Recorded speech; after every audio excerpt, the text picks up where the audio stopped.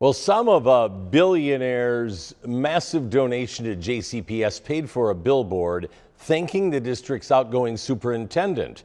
WDRB's Gilbert Corsi tells us the district initially said this money would be spent on high poverty area schools. Gil?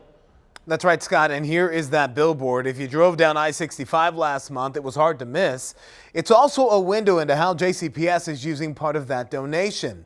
The sign stood along Hospital Curve thanking Dr. Marty Polio for record graduation rates, the academies of Louisville, and school choice for all. It was up for about a month. The cost? Nearly $7,000, and it didn't come from the district's marketing budget. Instead, it was paid for using part of a $20 million donation from billionaire philanthropist Mackenzie Scott, the ex-wife of Amazon founder Jeff Bezos. That money was gifted to JCPS in 2022. A spokesperson says that Polio put in an account managed by the Jefferson County Public Education Foundation, a nonprofit that supports JCPS causes. Polio initially said money would be used to narrow the gap in funding for high poverty schools.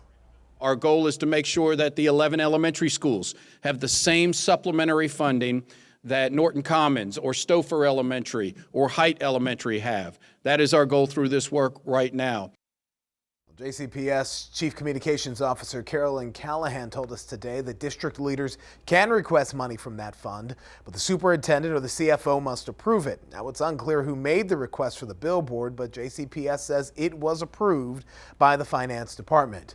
And when we asked why the billboard was paid for using the donation instead of the district's marketing dollars, the only response from the district was that no tax dollars were used. The purchase raised at least one board member's eyebrows. Our lawyers, basically said, from their perspective, they feel that it was used properly. This was probably a learning lesson of legally it was okay, but from basically just like a perspective of how does it look to the public, a learning lesson for the district.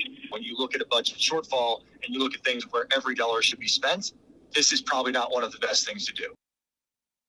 And we press back on how this billboard aligned with Dr. Polio's original promise to support high poverty schools. Callahan saying that more than $2 million from that $20 million donation has gone directly to schools.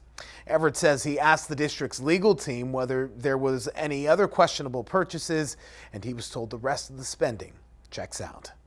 Gilbert Corsi, WDRB News.